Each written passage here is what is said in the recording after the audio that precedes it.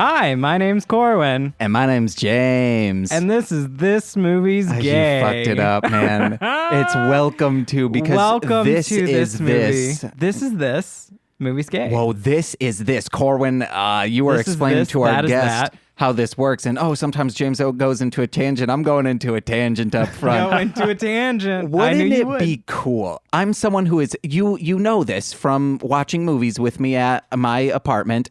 I'm constantly changing the volume. Yes. I wish, why aren't there buttons on a remote that's +10 or -10 on the volume? So then you could just click when, the music gets really loud. I don't want my neighbors complaining. Also, I don't want my little ears feeling like, oh no, you're hitting me with all these sound waves. Get out of here, sound waves. Turn it down. Then it's done. It's 20 down. This is why I just keep it on a normal volume instead of turning it up when parts get quiet, and I put on subtitles so that I can read what they're saying. Yeah, but you don't want to be spoiled. There's spoilers in subtitles. Like half a second. Yeah. I don't want that. I want it in real time.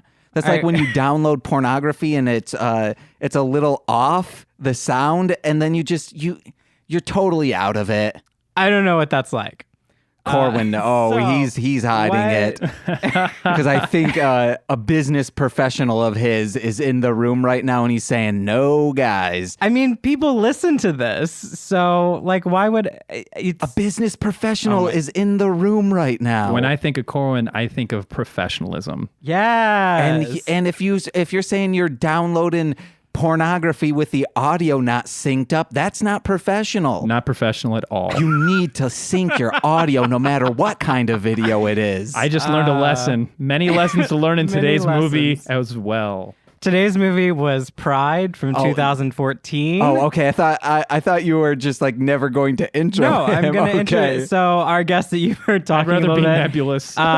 is my friend Brian James Fruits. I think the last name is appropriate for this podcast. Very appropriate. I've known Brian since college. He cast me in one of my first shows in college. Business professional. Professionally done. Professional actor. Extraordinaire. Corwin Cullum.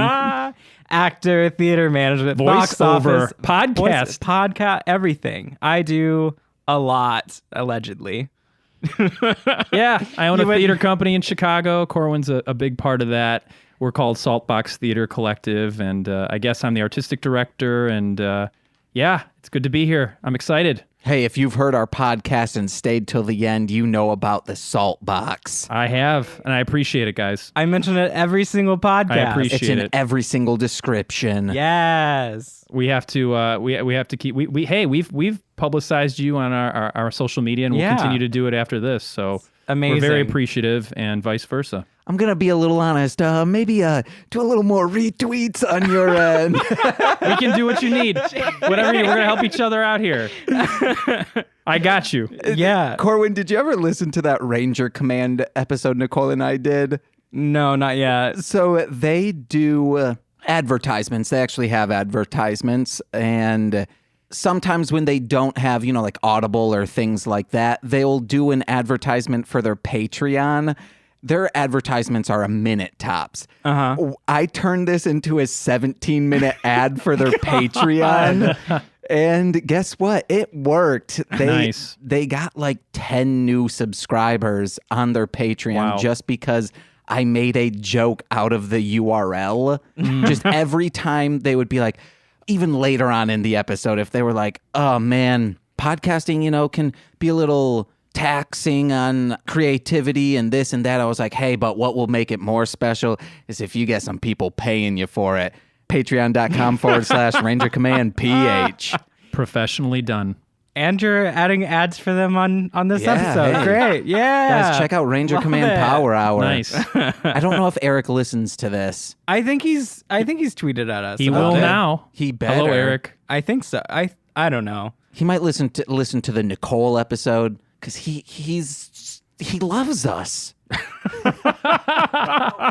Why are we laughing about that when he says he's like, he loves us, and we just start laughing? I can go on it. Would you like me to get on a serious tangent? Sure. Okay. Is it first for everything? Hey, I mean, it's still going to be weird, but also not. I found it insane that this movie takes place in 1984 and the same shit is still going on. Yeah.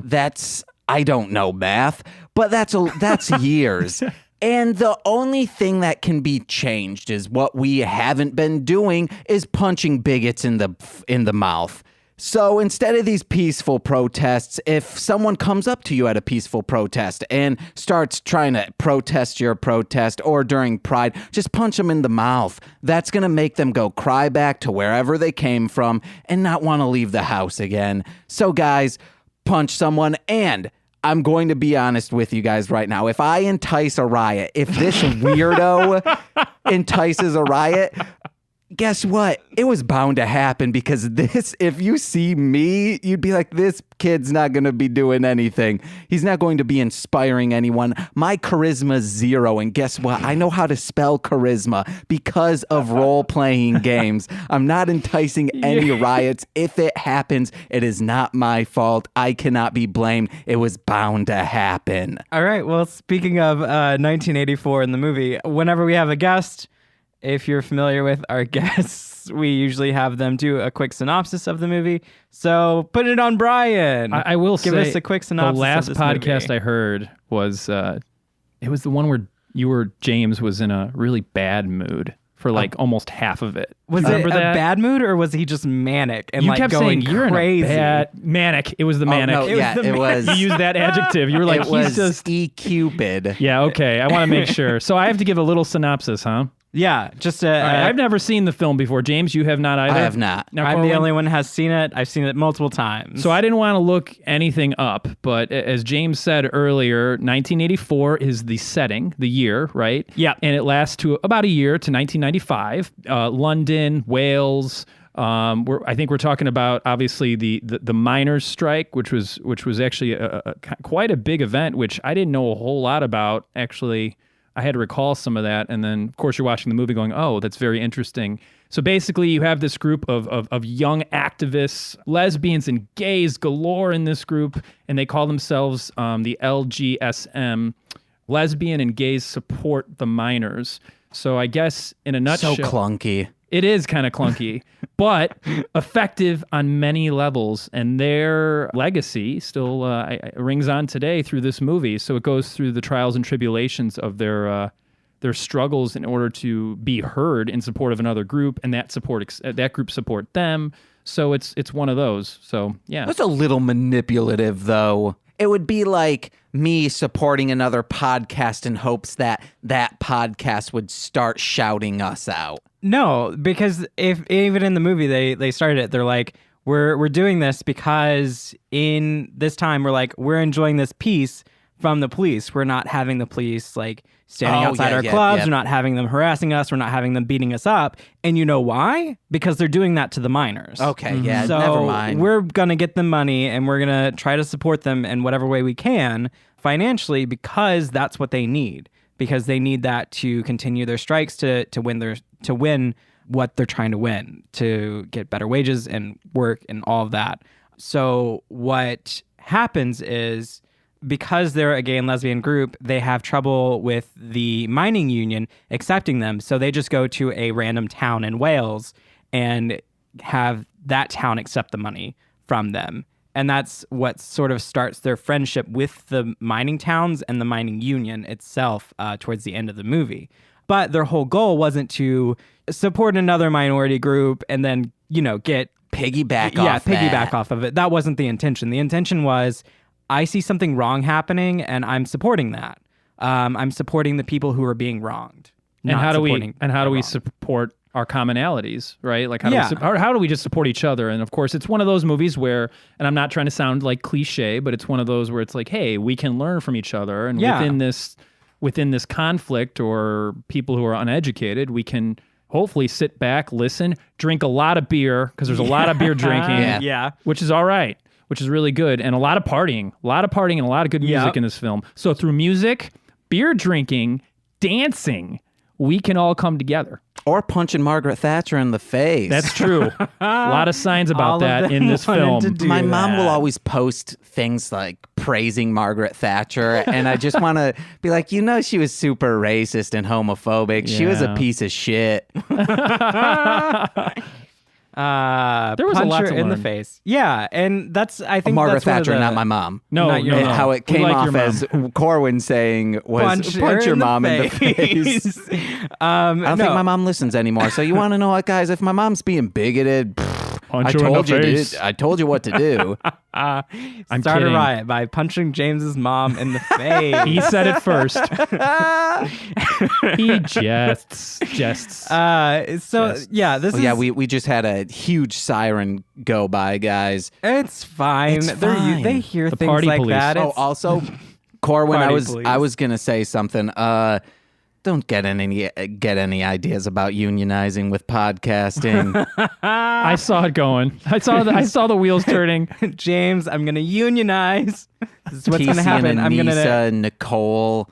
All of a sudden, they're unionized, demanding me for better wages. Well, guess what? I can also get into that union because I'm a podcast host as well. just all our hosts together. Marshland Media Union. Yeah. The reason that I like this movie so much and I've watched it so many times is just it's a beautiful story. It's based on real events, and it's something that's not necessarily well known until this movie came and like put that story into light. But there are some, fictional aspects to it. Like I think the main character that we sort of follow is Talk about Joe Bromley. Yeah, Joe Bromley I think he's a fictional part of it. I think he is based on some real people involved in the group, but I don't necessarily know which. I know that Mark Ashton, the one that was like the leader, he was a real person, and then Jonathan, the second person to be diagnosed with HIV in the UK. In the movie, he's the one that dances and all that stuff. He is a real person as well. But I know this is one of those stories that was sort of in the gay community that the filmmaker knew about this story, and there's like a small documentary about it too, but it doesn't really have any names in it, anything like that. It's just like, filming of pictures of the group and supporting the minors and stuff like that. Were you aware of the story? I was not before I watched this movie. So it's really beautiful. It's a great story. And great cinematography, all of that. I almost cried at the end. I'm kidding. I did cry at the end, but I had to hold back tears. I definitely cried the first time I watched this movie. It's a little tearjerker. It was a good movie. It's good, and it has a good happy ending. Good actors too in it. Yeah, really good actors. Great actors. It's got the lady that plays Dolores Umbridge. Yep.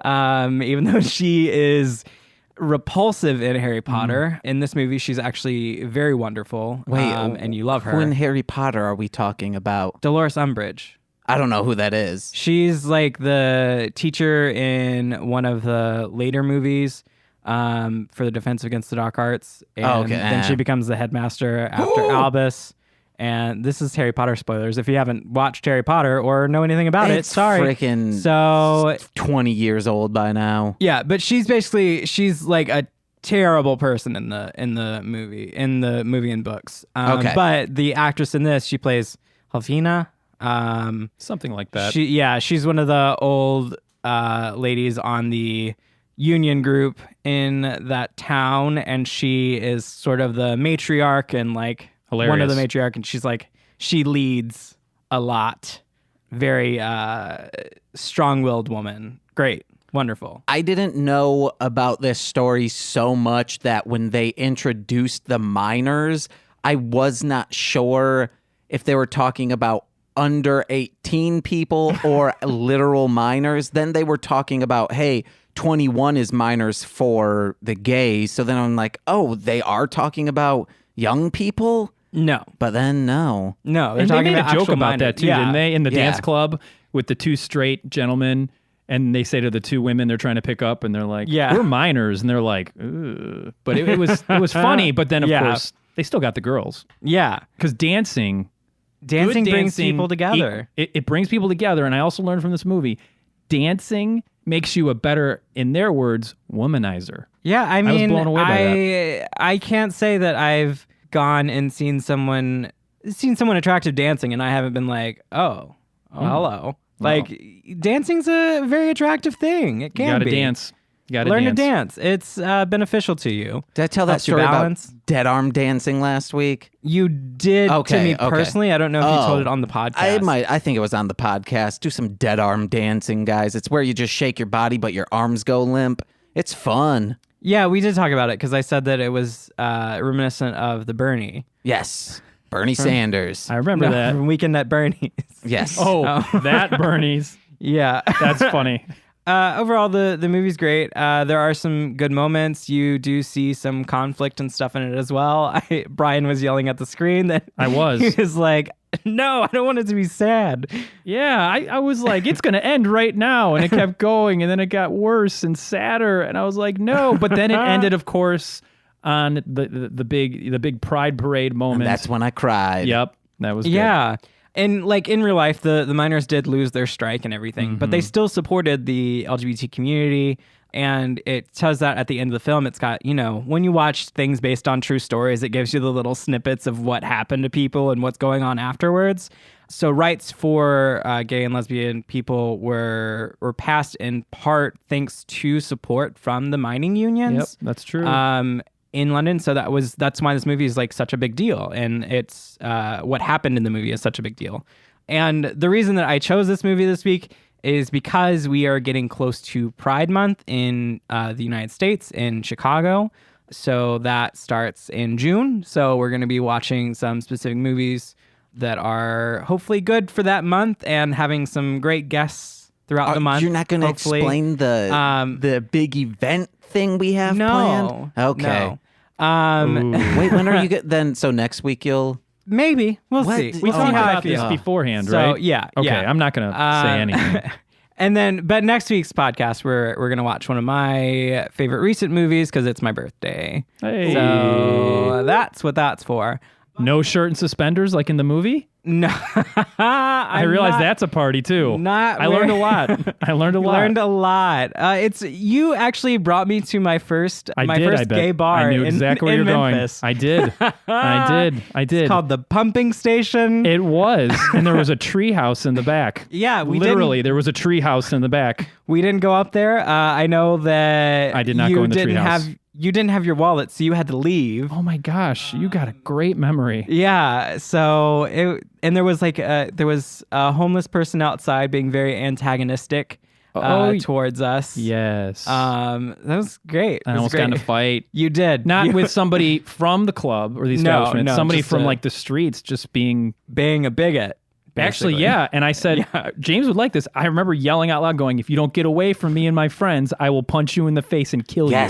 No, I literally said this. Okay, hey guys. It was great. Not the kill part. James was like, that's what I said. I'm just saying my fact. Because the guy was scary. He was. Scary. And we're like, stop being a bigot. You're outside of a gay bar. What's happening? What are you doing, dude? Like, wrong audience. Yeah, so... What, were they just screaming scripture? No, they were like threatening to really like harm me. And some of my friends, our friends were outside. And I of course was like, my friends were like, hey, let's just go in the club. Our two friends who we both have mutually. And I of course was like, honestly, because I got a little gumption, I sat there and was like, you can get the hell out of here. Like, get out of here. I mean, it was just like, I didn't want to leave. And they were like, well, of course they left. Brian's pointing towards his waistband right now. He's showing us his gun. And I'm like, I'm really not, or am I? Oh man, it's theater of the mind, guys. It's muscles. Chekhov's gun. Chekhov's gun. Hey, we own a gun. It's canon on Mostly Speaking Sentai. We really don't. Really? No. I'm like, no, you don't, James.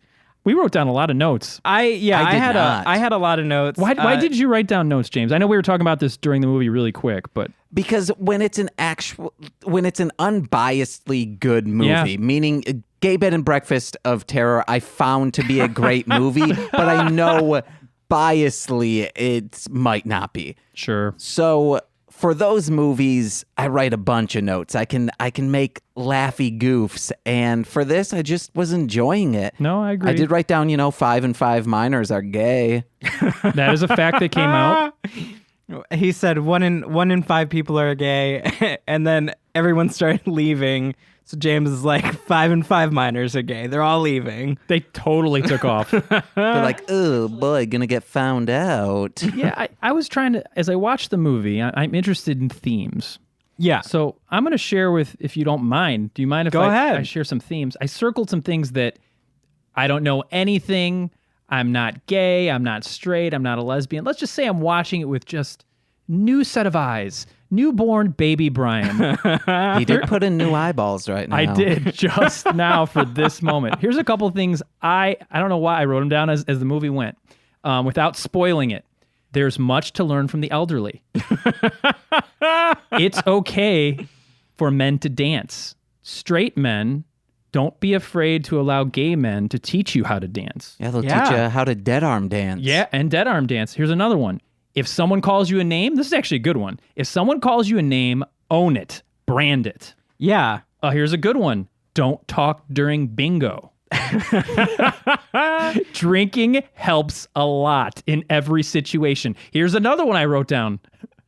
Perms that aren't tight ain't right. I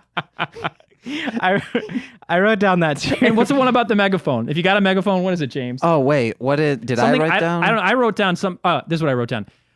If you have a megaphone, you definitely deserve to be heard. Whatever it is.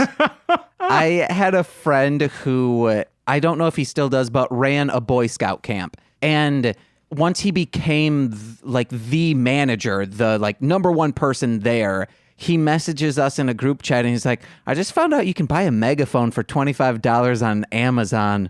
I wish I knew about that in high school because he would have bought many megaphones. I guess, right? What would he have done with those? Just screamed things. And been heard. Or I told him I would have done that Bart Simpson thing where he puts 17 megaphones all in a line and then he screams into it and then it shatters, I think, all the glass in Springfield. Hey, Simpsons nerds, if I got that wrong, screw off. Don't add us. At him. At James. Yes, at If he messed it Marshland up. Mullum. Figure out how to spell it. I wrote down that too. It's Joe, our main protagonist that we're sort of following throughout the movie.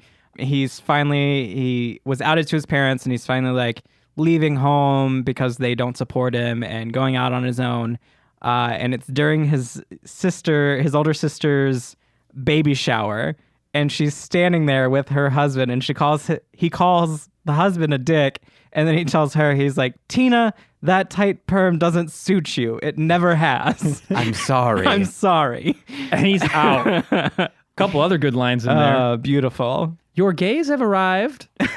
And then That was a great line. my favorite line at the very end is old lady getting out of the van and going, where are my lesbians? Great Where line. are my lesbians? Is it Joe or Jonathan? Wait, who's not Joe? Jonathan, right? The dancer? Yeah. When he says, God, I miss disco. I was Yes. like, who doesn't, Jonathan? And disco has a lot of queer themes. That's why it's a big thing in the queer community and a lot of minority communities as well. The Pits and Perverts concert. So you talked about, if you get called a name, own it. Mark Ashton, the charismatic leader of the gay and lesbians. I don't say it Or like that. That makes it lesbian sound and like gays support it's the a minor. North Korean dictator. He was very charismatic. He was nice to listen to, and he had great ideas to support the minors. But how you and everything. described him was That's just because I have an incapability of sounding sincere I unless thought it I'm was on professional. stage.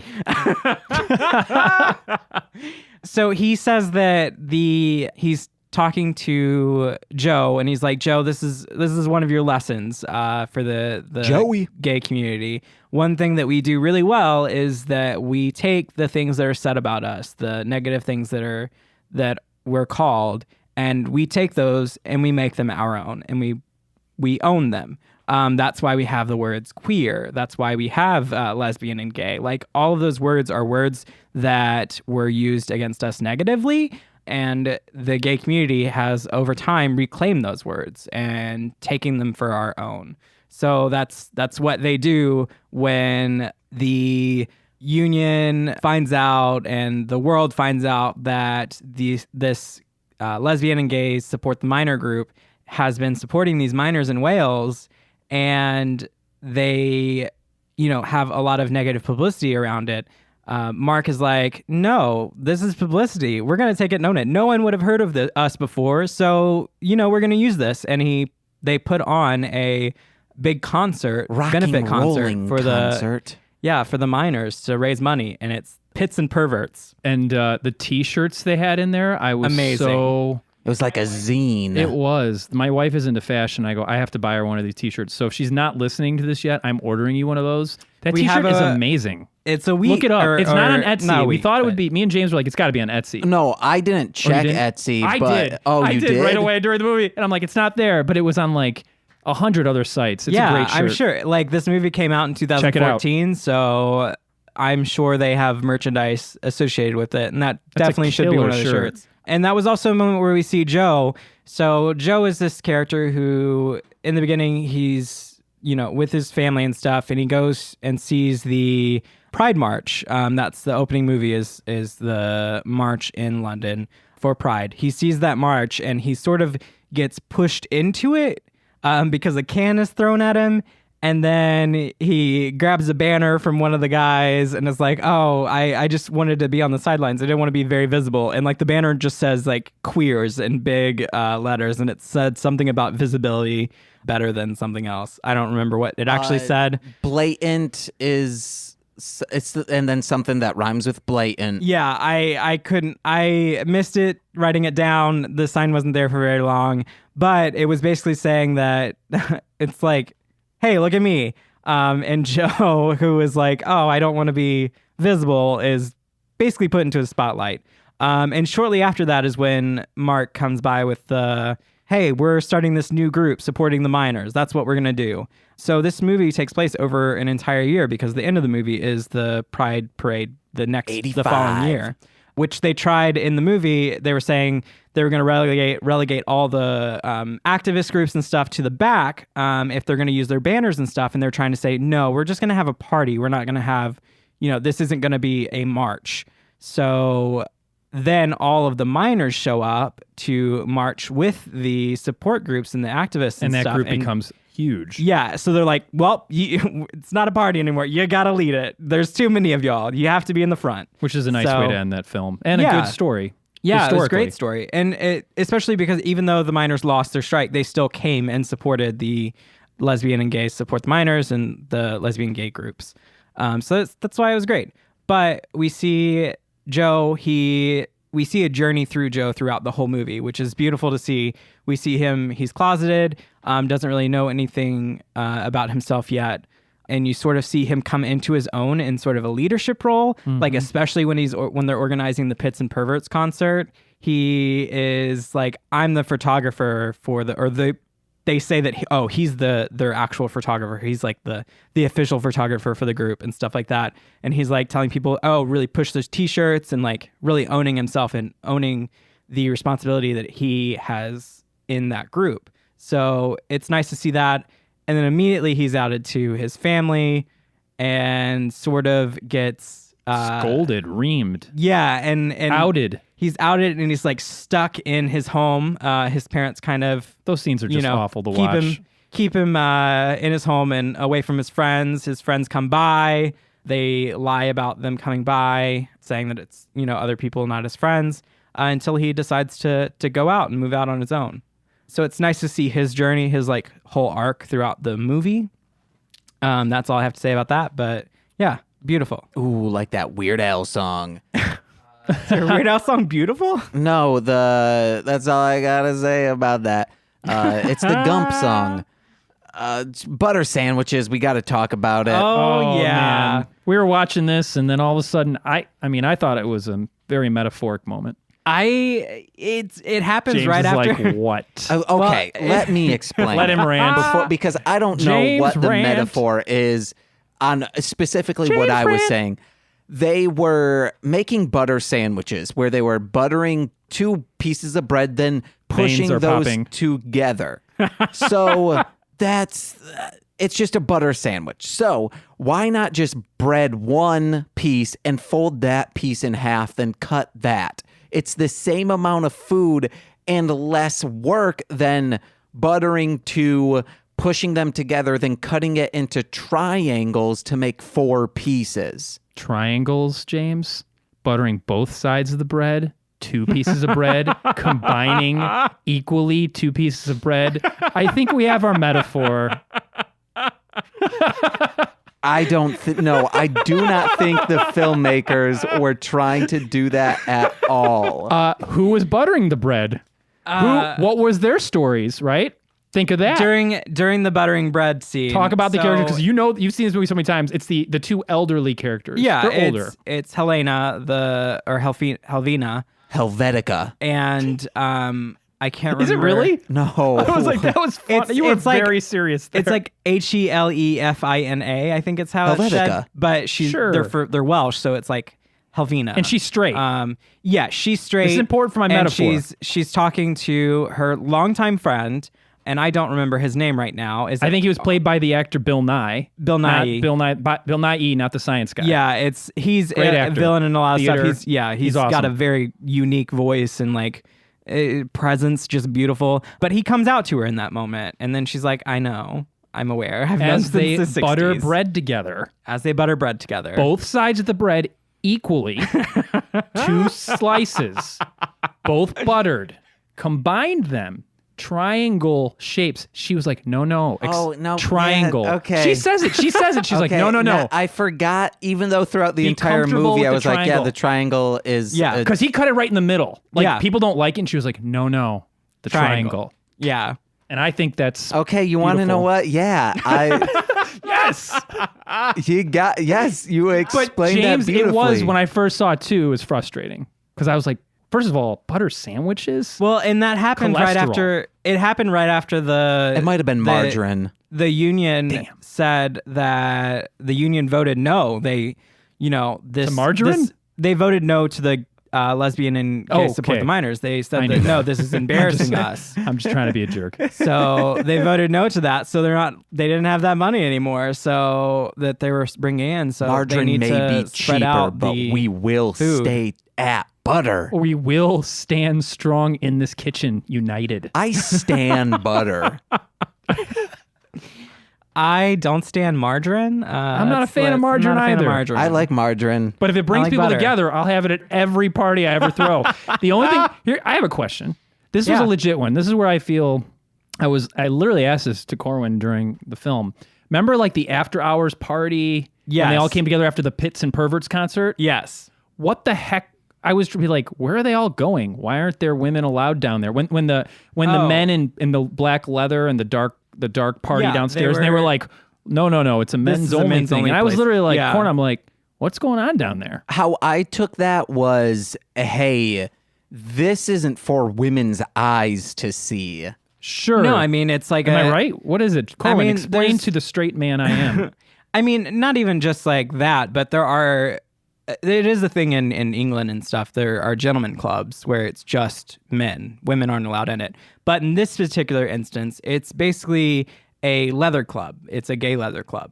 There's a lot of nudity and things like that, and sometimes there are things that move past nudity. So they're like, no women. Maybe a woman would like to watch from afar. Well, Helvena's Those women were wasted. Helvena's like, bye, I'm going in anyway. She didn't care. The Helvetica. Okay. Oh my Helvetica. She went in. She's like, get out of the way, honey. It was awesome. Yeah. So they did their whole Pits and Perverts concert, and then afterwards went out and partied. And then they went back home to the bookseller's home. I don't remember this scene. And Jonathan's home, and they're all upstairs. Jonathan and his partner let them sleep in their room, and they find a dildo, and they find a magazine full of naked men, and they are having a blast. I think I was waving going it to the around. restroom It's during that hilarious. part. It was funny. It was hilarious. It was a good part.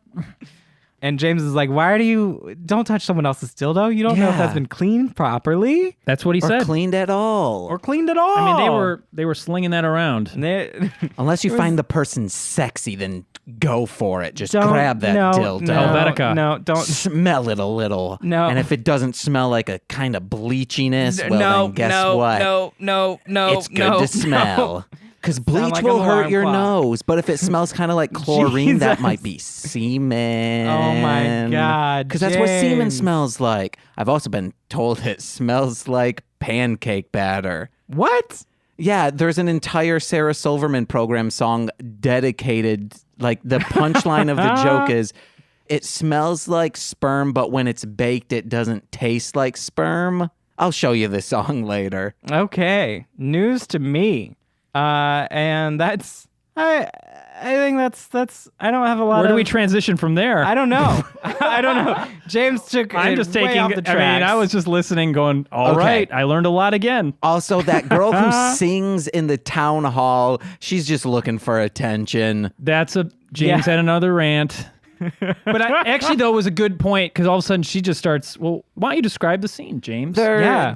What's his face? Ashton Kutcher. He's there and my he's gosh. just screaming and he's like, "We're gonna go back." And I thought he was gonna like at least egg Margaret Thatcher, but he's saying we're gonna go back to London and make a stand, something that will really impact your guys' movement. And then everyone cheers and like, yeah. And then there's a lull, and then this girl just starts singing, and let me rephrase that. There's not a lull. A young lady starts singing, and she's beautiful singer, but we've never met her before. That's the only time we see her in the film. And she gets up and she's got the voice of an angel, and then everyone else knows the song. Yeah. No, That was a little weird. Also, all singing in perfect key. That doesn't happen. I actually wrote down good harmonizing. Yeah. I did. I was like, wow. it was Corwin good. and I harmonize once a week. And sometimes I'll put auto-tune on it to make it actually harmonize. I want to see that. You'll hear it at the end. Yeah. You can join in. Yeah. Yeah. That's right. Yeah, it's Yeah, he's heard episodes. He's just So I was like, like, Brooke. this is all coming back to me. Yeah, I'm usually totally hammered. I'm like, this podcast is the bee's knees. Hey, if alcohol could make more people listen to this, please drink a lot, guys. Remember, that's one of the themes of the film. Drinking helps. they share drinks together. It's very, all over the film. Very big drinking community. Love it. The mining community I- in Wales. I would So- not be able to last in that community. You don't drink. You're very straight edge. Teetotaler. Corin would be fine. So yeah, I would fit in well. Except so, Corwin's now on that dank tip, baby. Smoking herbery. My God. No. This is James's rant. Unprofessional, James. James just starts Unprofessional. making things up just for the views. As Corwin's smoking up right now. Ooh, sparking it. I'll put in like spark noises from a lighter. I have a voiceover class tonight. I'm not gonna smoke. Can I say one of my favorite lines? Yes. Sure.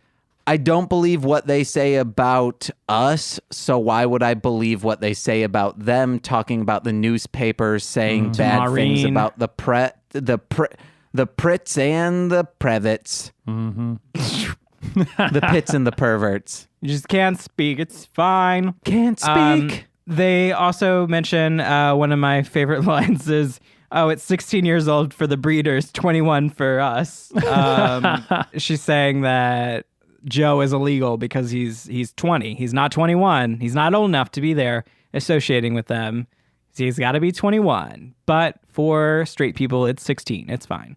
So interesting little tidbit. I also to know. I also thought, so when it comes to drinking, it's like, oh man, it sucks that you're not 21. You're going to love drinking. But if you think you're gay and you're not 21, they're going to say, hey, you're not old enough. You don't know what you want. That's a whole thing that just happens And a lot. I wish we had that same mindset about drinking, of saying like, hey, you might not know if you want to drink, so don't drink yet. Hey guys, wait until you're 21 to drink, instead of like, hey, you can have a little sip of my beer. No one's like, hey, you can have a little smooch of that snack. What? It makes sense in my head, Corwin. You also had the shoulder shimmy there. Yeah. You were Corwin, dancing. did you not see that? I'll say it again. Kiss this little snack. It was very good. I think it was better the second time. Yeah. He's getting that shimmy down. The second time around, like step by step, day by day, fresh start over, different hand to play. the harder we are, the stronger we fall. I'm just giving him a Things blank get look. better the second time around. Corin and I are just staring at James. Do you guys, Just it's staring. the theme song for Step by Step. Day by day, fresh start over, different hand to play. He's doing it again, Corwin. I don't Just keep understand. watching. Just don't move. The stronger we I'm near are, the door. You are not. the harder we fall. We can make it the second time around. It's the lovely story about a lovely lady, and it's pretty much just Brady Bunch, but set in the 90s, step by step, day by day. Corwin just different left. hand to Corwin's play. not even here. He just left. Wasn't that- Suzanne Summers in that? Yes. Oh, Yeah. yes. I grew up on that. Oh my. Sort of, I oh, think. So now you know this movie. Now that I you've still don't embarrassed know the yourself, theme it's song. It was always on Fox Family, aka ABC Family, aka Freeform. You know what really geez. scares me about this movie? It gives me what gave me a panic attack. What? You'll never guess. It's when the young activists are cold calling everyone, asking for basically donations and support, and like people just keeps clicking on them and hanging up. Because then what happens is, I've been in these situations. I felt bad because people will call me saying, "Hey, we're looking for a donation," and you're like, and I've been serious about this. I've been like, "Hey, I'm like right now about to go into a meeting. I'm like going to a family gathering. Like I'm driving. I can't talk. What and kind of family gathering? Of the Juggalos? Totally of the Juggalos. What? Totally. You read Because me. they say family. You read me like a book. Oh Family. my! I didn't know that. Anyway. Anyway, they love back each on other. track. I was really nervous because, like I felt bad. The movie made me feel bad because I'm the type of person to be like, hey, call me back. Yeah. And then I want them to. I really do if I'm interested in the cause. Because I assume it's a hard thing to be, well, I know that too. I mean, for somebody who owns a not-for-profit, I mean, you're asking for funds and donations all the time, and Yeah. it's not always comfortable. But these people are basically saying, there was that scene where the young Ashton, Yeah. Mark, right? Mark Ashton. Yeah. When he's like, hey, you told me that I could call back, and I'm calling back, and they click again, and they ignore it. And Yeah. I was like, man, another lesson I learned from this was like, please, if you're going to tell someone who's soliciting goods or asking for donations, and you say, hey, call me back at this time, pick up the phone. Just pick up the phone. That, yes, very valid Follow point. through. But in that, what they were trying to do, they had already gotten money. They were trying to give that's money right. to the union. That's right. And then the unions just kept going, That was no. the union. Oh, I'm an idiot. That's right. Sorry, my first time through. You're right. They just But still, screw the union on that one. it's like Not they're the- just our trying to give union, you that union. They're trying to give you money. Why are you just denying it just because it's coming from them? But It was a sad. lot of political stuff. It was It was a sad. good movie, though. I have to agree with James. Like I asked you before this, like what was one of the worst films you both have screamed for? What do you think it is? I mean, I know you're going to say that Did it's you going hear to him make before a we wish. talked? The pre-speech? No, I just okay, know so that what do you think he's going to say Make a Wish because Hold on, wait. it was the What do only you one he think found was Corwin's worst boring. one? So Make a Wish. Corwin said Make a Wish for Corwin's James. least favorite. Oh, well, Just say it, James. I guess it's Gay Bed and Breakfast, but I can't believe compared to Make a Wish was just boring. At least it had a person of color in it. Yeah, that was kind of weird in this This film. one also didn't really have any people of color in it until What happened at the end? The What very did I end, say? The very end, there was finally like a black guy in the front of the pride And I'm like- holding a banner. You're And like, really, it's oh. really unusual. You're like, no, Yeah. I'm not being weird about this. Like, that's the first person of color in this whole film. Like the Yeah. last 30 seconds. Yeah, It's like and watching that's- Buffy the Vampire Slayer. That's the same thing. Is it really? Yeah, My wife loves it, but I've never. Don't hate It's- me. I've never seen it. Oh, I one of my podcasts Sure. is I'm watching it for the first time with Oh. people who have seen every episode. Oh, that sounds cool. And it's usually an extra at the high school. We'll just walk past the camera. That's it. Yep. Oh, yeah. But Yeah. I mean, were there a lot of right. I know what point you're. Go ahead. African English? Right. And Yes, people of color exist in England. They've existed in England for years. Yeah, but centuries. in '84. Yes, But centuries. are they Corwin gay got as very well? active here. I mean, I don't. Probably. Well, that was not One good. in 10 You want to people, know what? yeah. We're going to pull up pictures from that pride and see if this is accurate or not. If it is not, which it probably is not, we're gonna write the producers. give them I one mean, of these and the Knuckle thing is, Sammy. It was a little honestly, like I rarely like noticed that like just that jarringly, absence. and you're Yeah. like, whoa, that was like seriously. It's one of the things I've been aware of, especially In a film about equality, you know? Yeah, especially in like the movies that we've watched. I like the first 3 movies we watched didn't have any people of color in them at all. I'm like, what is up with this? So that's another thing. You know, the movie was good, but it could be better by including more people of color and minorities in it. And the problem with that is that we need to urge our filmmakers and urge our artists to do better and include more people of color, because these are their stories too. You're right. So I try to do that with theater as well. It's especially, I mean, I've always tried and I embrace it, but you know, sometimes you look at a cast you have and you're like, wow, there's like no diversity here, but I tried, you know, it's just a different thing, especially when you're dealing with non-equity stuff where you're not paying the most money here in Chicago or other places. But I know I feel good about making conscious efforts to represent everyone. Person. Yeah. You know, I feel good about that. Yeah. And especially Hamilton in town stealing everyone from you. I know Hamilton. There are more actors. How dare they make that much money? Love them. They? It's good stuff. So good. Did you see it? Oh yeah. Yes. Awesome. And one of our friends, good friend of ours, we'll drop his name, Travis Blackwell, stage manager for the national tour. God, amazing. He'll be doing that the rest of his life. I will say this about the Hamilton live performance.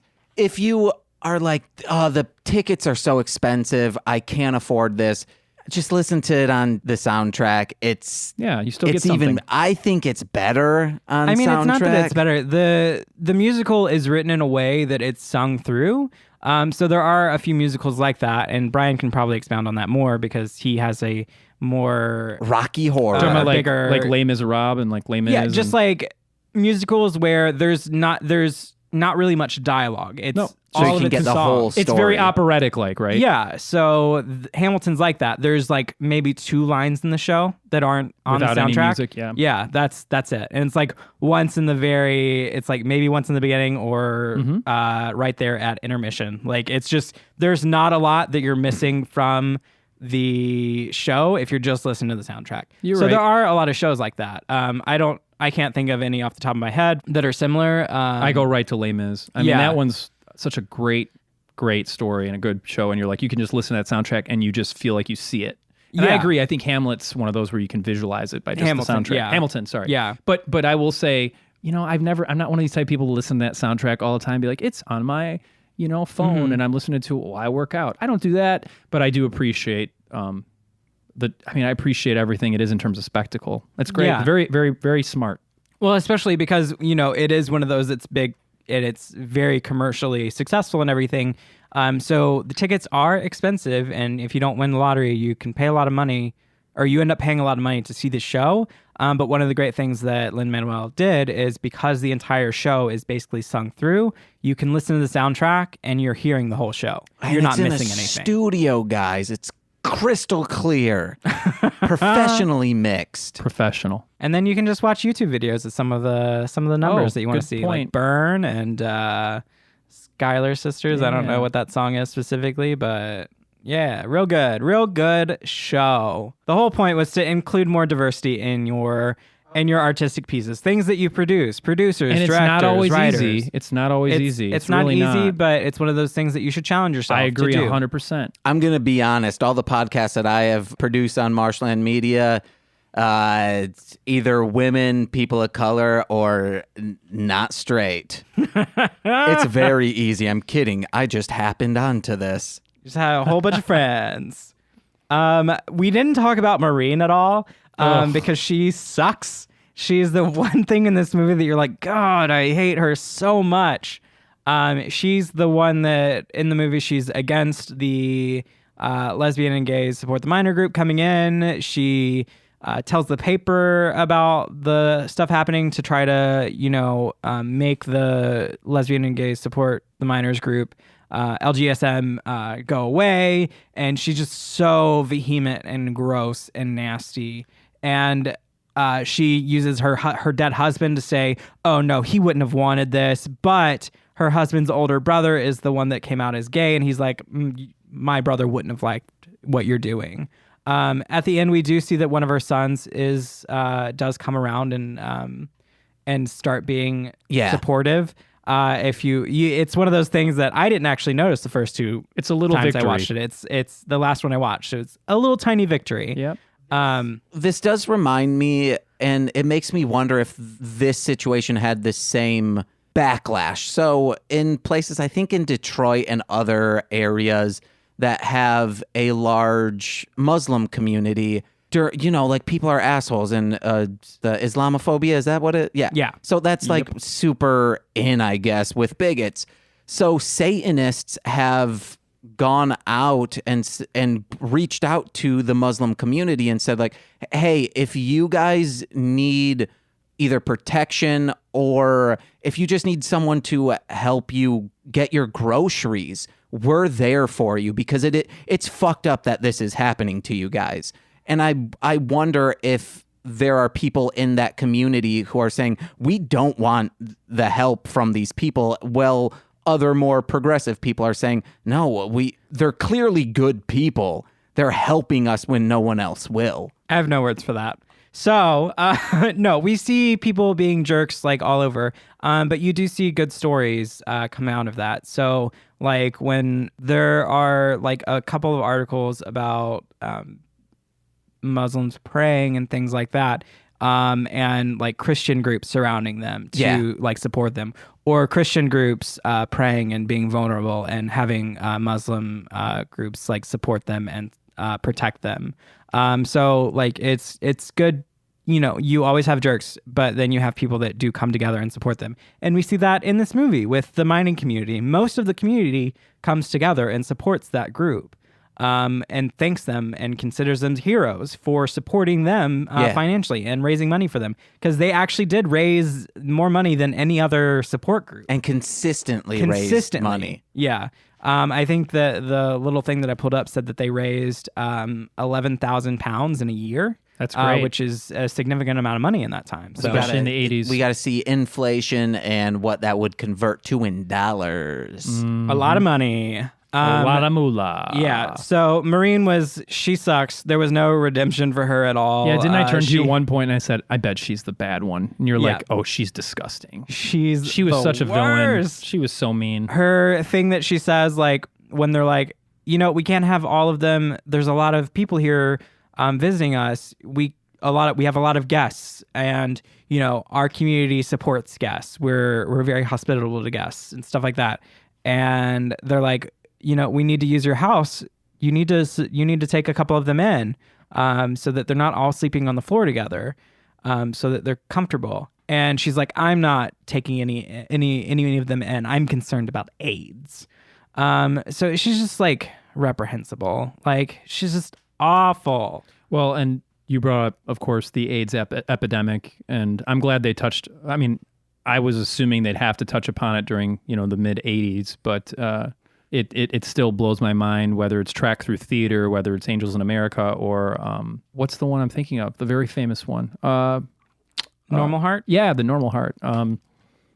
These stories are important to share about how that was such a problem and how, people feared it. I mean, we didn't live during that time, but you always hear these stories and we know about it. But to even watch, even though the film is fictional, to still watch these characters, how they react and what they say about these things, and you're like, really? But it happened, right? And that's the good thing about art.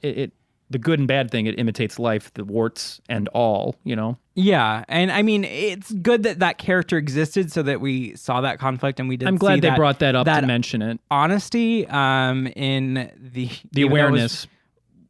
Terrible. We did at least see it, and it was truthful. And like the AIDS epidemic, you talked about that. Like that's a big thing, especially in the United States, because it was,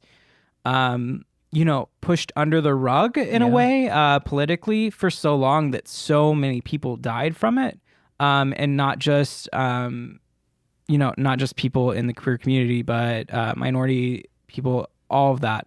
And because of the AIDS epidemic in the United States, we've actually lost a lot of LGBT history because of that. A lot of people don't know much before the AIDS epidemic in the United States. And a lot of that is because a lot of our history was wiped out during that. That's actually a pretty good point, a good perspective. So that's why it's good seeing like stories like this, where this was happening during the AIDS epidemic. But we are seeing a piece of history there. Yeah. So They it's had to bring beautiful. it up. I'm glad it wasn't like taking, I mean, Yeah. it was part of the story, but it was something, a subplot that needed to be thrown in there. I mean, it did. 'Cause Yeah. It was very important to the time. So I'm Yeah. glad they brought that. I was like, oh, they got to bring this up. And they did. So that's good. Yeah, they handled it really well. Yeah. Corwin, you got any more notes?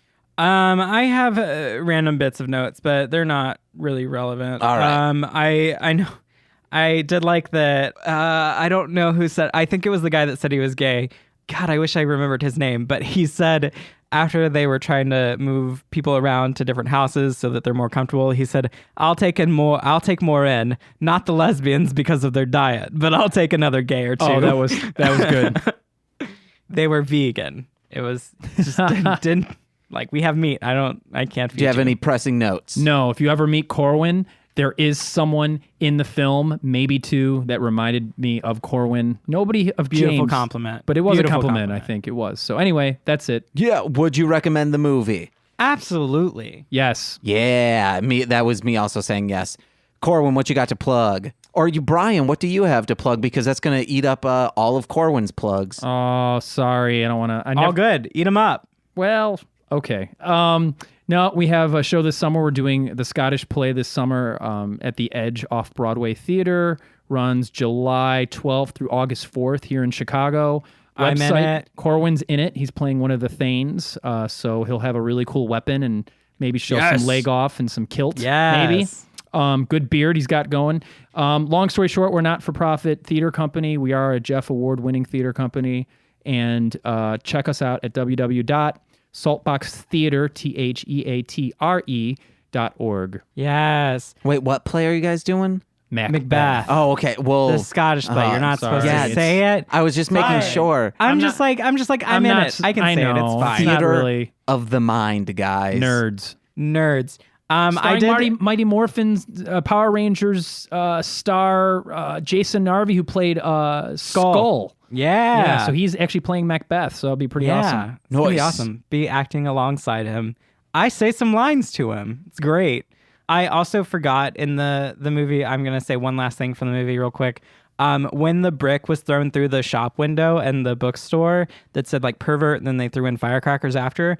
All of their first reactions were to huddle together in the corner, but also to shield each other. So I just thought that was a beautiful thing. They're like, we deal with being attacked and being antagonized and things like that. And their first reaction, not to, try to get out or run upstairs or anything like that. It's to shield each other. So that was beautiful. That is a good point. And then my plug is follow me on social media at Corwinning, and also follow Corwinning.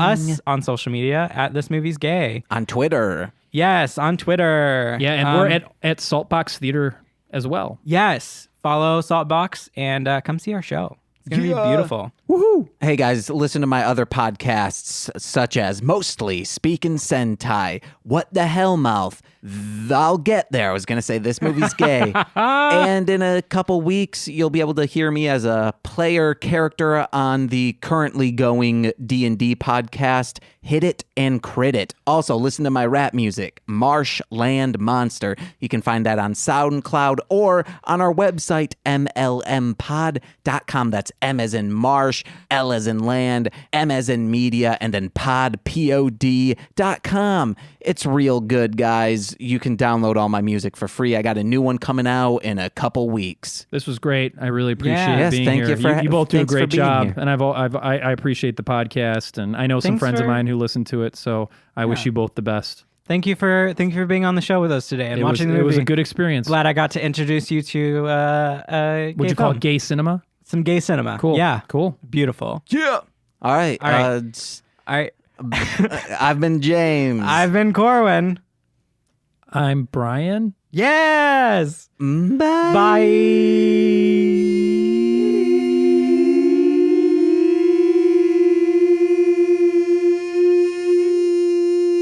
Oh, you guys quiet. Sorry. You guys quiet. I was like, I don't know where are you starting from, James? What is that noise? I just went, bye.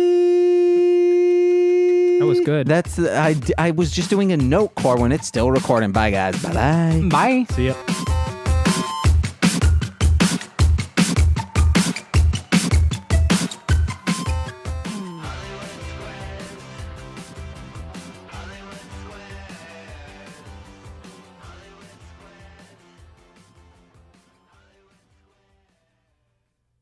And you guys just talk about it, right? For fun. Yeah. I don't want to, I mean. Yeah. So normally what we do is we introduce the podcast, and then Sure. Sometimes James goes on a little tangent, and then we introduce you. Sounds good. Well, we let you introduce yourself, and then you do a small, or a quick, not a small, but a quick synopsis of the movie. Cool. Me or you? You. Me? You're supposed to spring that on people, Corwin. I know. I've been giving a little bit of notice. Oh my gosh. We'll help you. Okay. Please. Are you doing the, hi, my name's Corwin? What? I don't say it like that. Yeah, I know, but I say it like that. You say, hi, my name is Corwin. Yeah. Hey, guys, my name's Corwin. What? That's it's spot on. Brian, is that not a spot on Corwin impression? Do it again. Hi, my name's Corwin. It sounds like you're trying to do. It sounds like you're trying to pick up a child.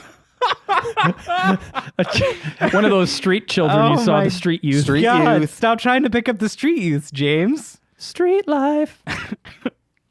What do we do again? We do. You say, hi, my name's oh, Corwin. that's all I say? Jesus Yeah. Christ. Okay. 26, baby. 26. I even know what you do at the beginning. I do. Even though we fuck it up so often. Get up so often. Bloopers. Bloopers. All right.